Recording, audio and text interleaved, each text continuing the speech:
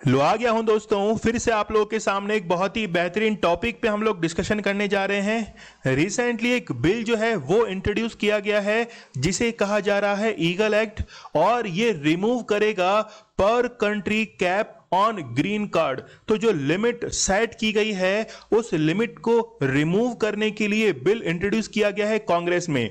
जैसे इंडिया के अंदर पार्लियामेंट होती है वैसे ही यूएस के अंदर होती है कांग्रेस, तो वहां पर बिल जो है वो इंट्रोड्यूस किया गया है। तो हम लोग जानेंगे कि ये ईगल एक्ट क्या होता है, और यदि ये लिमिट बढ़ती है या फिर इसको हटा दिया जाता है तो इंडियंस के जो आईटी प्रोफेशनल्स हैं इसके ऊपर क्या इफेक्ट पड़ने वाला है। तो चलिए सबसे पहले हम लोग न्यूज देख लेते हैं। A legislation to remove the per country cap on permanent residency. अभी हम लोग जो बात कर रहे थे ग्रीन कार्ड के बारे में, वो ग्रीन कार्ड यही है कि यदि आपको यूएस की परमानेंट रेजिडेंसी मिल जाती है तो उसे ही कहा जाता है ग्रीन कार्ड। लेकिन इसके लिए कोई लिमिटेशंस हैं, जब ये फॉलो होती है तभी ग्रीन कार्ड जो है वो इशू किया जाता है। यहां आप लोग देख सकते हैं दो मेंबर ऑफ कांग्रेस हैं, एक तो हैं जो लॉफ्ग्रेन और दूसरे हैं जॉन कर्टिस। तो इन्होंने इंट्रोड्यूस किया है इस बिल को जिसे कहा जा रहा है ईगल एक्ट। देखिए यहां पर बेनिफिट्स भी हैं यूएस इकोनॉमी को। इनके द्वारा ओपिनियन ये दिया गया है कि यदि ये लिमिट हट जाती है तो कहीं ना कहीं यूएस को फायदा होगा। आप लोगों ने एक टर्म जो है वो सुनी होगी जिसे कहा जाता है ब्रेन ड्रेन। तो ब्रेन ड्रेन का मीन्स ये है कि जिस ब्रेन को हमने कई सालों से बनाया है वही ब्रेन जो है वो बनने के बाद में किसी दूसरे कंट्री के अंदर ड्रेन हो जाता है। मतलब वो किसी दूसरे कंट्री के अब काम में आना शुरू हो गया है, वहां पर एम्प्लॉयमेंट जनरेट कर रहा है, उस कंट्री की इकोनॉमी को बढ़ा रहा है। इसीलिए ये जो है वो टैलेंटेड जितने भी आईटी प्रोफेशनल्स हैं उनको अपने देश में बुलाते हैं और वहां पर फिर इकोनॉमी को ग्रो करने के अंदर इसका यूज करते हैं। जैसे रिसेंटली हम लोगों ने गोल्डन वीजा के बारे में भी देखा होगा कि यूएई ने संजय दत्त को गोल्डन वीजा दिया था। तो हम लोग ये कह सकते हैं कि कहीं ना कहीं ये चीजें आपस में रिलेट करती हैं। यहां आप लोग देख सकते हैं कि जो ईगल एक्ट है इसको इंट्रोड्यूस किया गया है US House of Representative by Congress women, Zoe Lofgren ने इसे इंट्रोड्यूस किया गया है। बेसिकली ये कैलिफोर्निया से आती हैं और इन्होंने इसको इंट्रोड्यूस किया गया है। तो हमारे सितारे आप हैं, ऐप जो है वो लॉन्च कर दी गई है। ऐप में यदि कोई भी आपको प्रॉब्लम आती है तो यहाँ पे क्वेरी जो है नंबर ये आप लोग देख सकते हैं। सिद्धांत सर के द्वारा यहाँ पर पर्सनालिटी डेवलपमेंट के कई कोर्स दिए गए हैं, बहुत ही बेहतरीन हैं, कम कॉस्ट के अंदर है। तो आप लोग प्ले स्टोर से इसे डाउनलोड कर सकते हैं। यदि आपकी कोई भी क्वेरी है तो आप लोग मुझे इंस्टा पर फॉलो कर सकते हैं, मैसेज कर सकते हैं, और लेक्चर की पीडीएफ आपको अवेलेबल करवा दी जाएगी टेलीग्राम चैनल के ऊपर। चलिए सबसे पहले हम लोग देख लेते हैं कि व्हाट इज ईगल एक्ट। इसकी फुल फॉर्म है equal access to green card for legal employment. तो लीगल ईगल जो है इसकी फुल फॉर्म ये है। देखिए यहां पर एक वर्ड बार बार यूज हो रहा है और वो है ग्रीन कार्ड। ग्रीन कार्ड का मीन्स है कि आपको यूएस में रहने के लिए एक परमानेंट कार्ड जो है सर्टिफिकेट वो जब प्राप्त हो जाता है तो उसे ही कहा जाता है ग्रीन कार्ड। लेकिन देखिए कि आज जो बिल इंट्रोड्यूस किया गया है ऐसा नहीं है कि पहली बार आया है, ये 2019 से ही इंट्रोड्यूस किया जा रहा है। और जब पैंडेमिक पूरे वर्ल्ड के अंदर फैलना शुरू हो गया था, हम लोग बात करें लगभग मार्च के आसपास में, तो जून 2020 के अंदर जो H1B वीजा है, H1B वीजा जो है ये सस्पेंड कर दिया गया था। और उसका इफेक्ट ये हुआ कि कोविड के चलते जो भी माइग्रेशन था वो 83% गिर गया था। बेसिकली यूएसए जो है वो हर साल 6.75 लाख इतने लोगों को हर साल वीजा जो है वो जारी करता है, लेकिन पैंडेमिक के चलते 83% जो है वो इसमें गिरावट जो है वो दर्ज की गई। उसके बाद में जैसे जून 2020 में इंट्रोड्यूस किया गया, इसके बाद में दिसंबर 2020 में इंट्रोड्यूस किया गया, फिर मार्च 2021 में भी इसको इंट्रोड्यूस किया गया था, और वापस से अब जो है इसको इंट्रोड्यूस किया जा रहा है। तो जानेंगे हम लोग इस पूरे के बारे में कि ये एक्ट क्या कहता है और क्या इसको लाने से इंडियंस को कोई फायदा होने वाला है।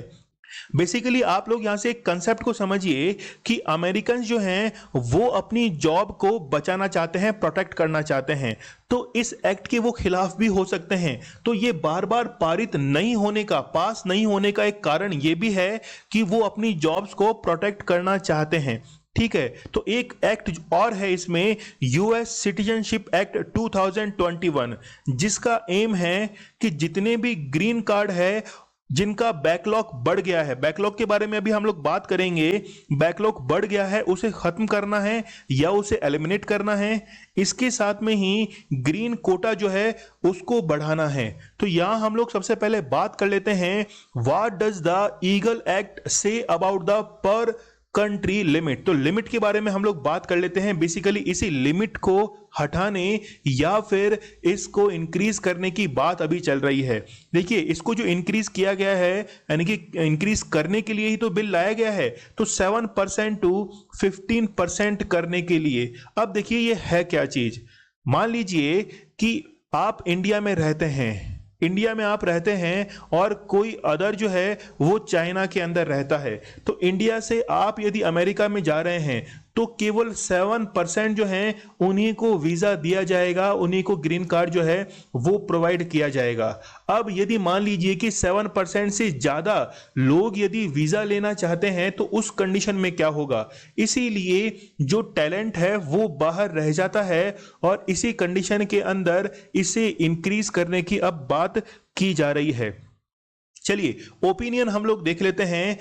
A person from a larger population country with extraordinary qualifications who could contribute greatly to our economy। तो जो बड़ी कंट्रियां हैं जहां की पॉपुलेशन ज्यादा है, जैसे इंडिया की बात करें, चाइना की बात करें, उनमें एक्स्ट्रा ऑर्डिनरी जो क्वालिफिकेशंस रखते हैं, जैसे मान लीजिए कोई पीएचडी होल्डर है तो वो काफी अच्छा कंट्रीब्यूट कर सकता है यूएस इकोनॉमी के अंदर, वो जॉब को क्रिएट कर सकता है। लेकिन मान लीजिए कि किसी कंट्री की पॉपुलेशन कम है, ठीक है, अभी हम लोग एग्जाम्पल देखने वाले हैं। चलिए यहां पे एग्जाम्पल ही हम लोग देख लेते हैं। यहां पर बेसिकली 7% के साथ में यहां पर क्वांटिटी भी फिक्स है 9800। इतने लोगों को ही हर साल जो है वो वीजा दिया जाता है।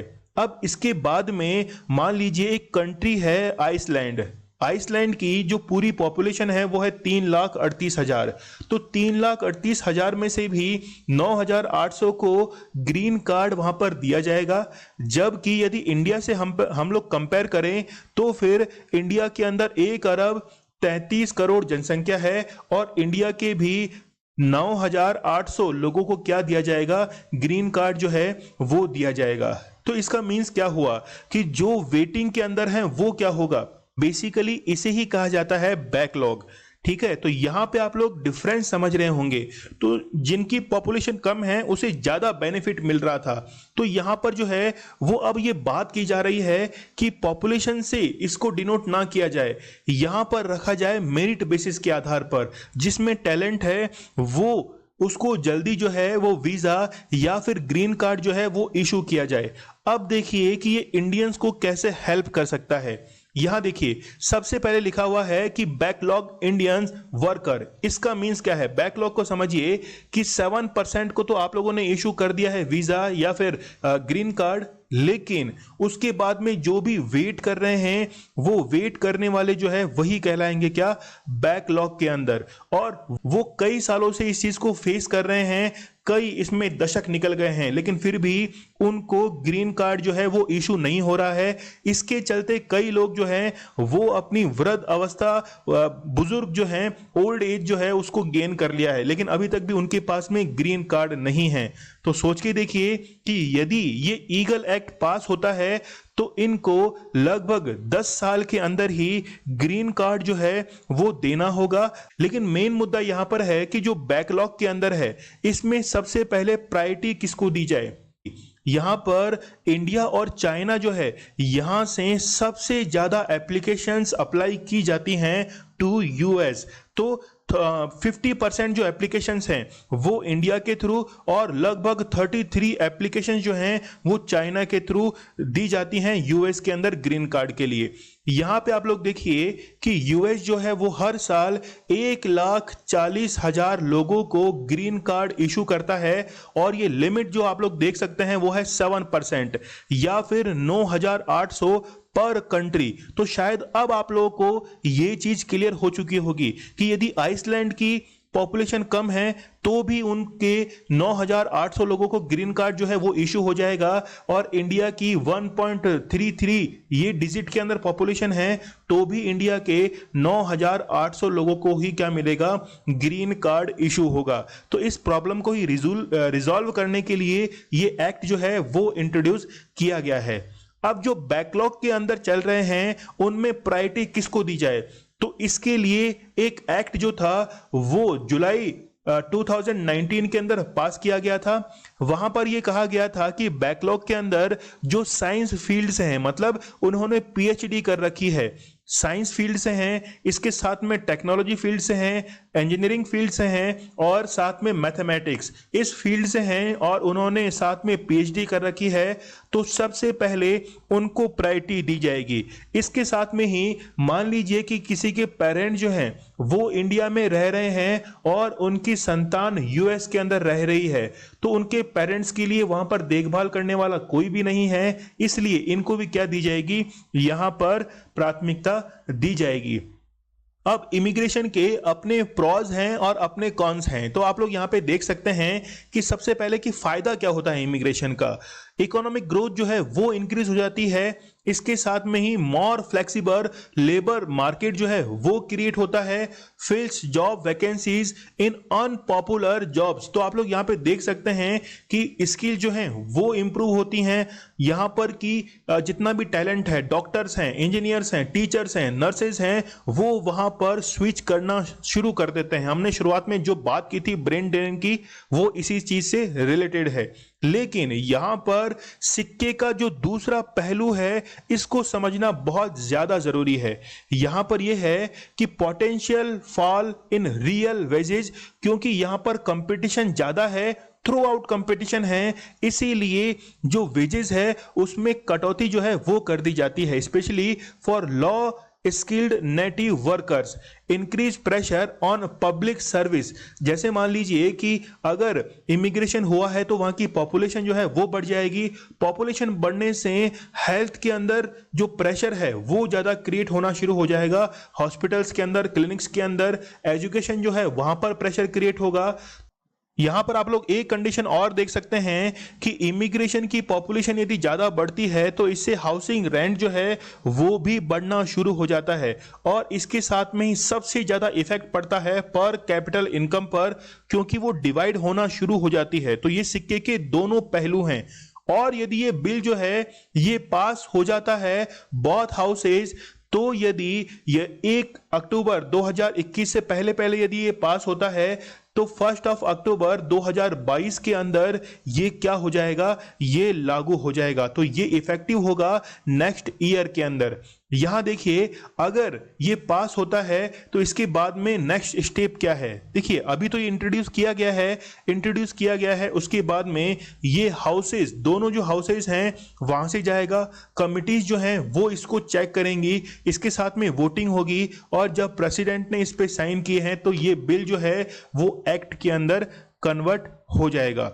ठीक है, तो हम लोगों को थोड़ा सा प्रोग्रेसिव यहां पर होने की जरूरत है। एक क्वेश्चन आप लोग के लिए यह है कि which continent is seeing a huge wave of migrants. आप लोगों को इस क्वेश्चन का आंसर मुझे कमेंट सेक्शन में देना है। ठीक है, तो ये जो है ईगल एक्ट, ये आप लोगों को बड़े अच्छे से समझ में आया होगा।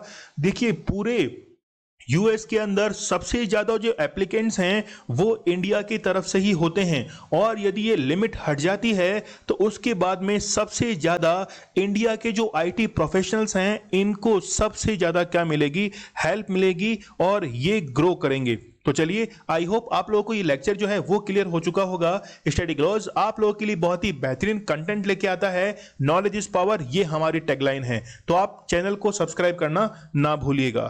Thank you.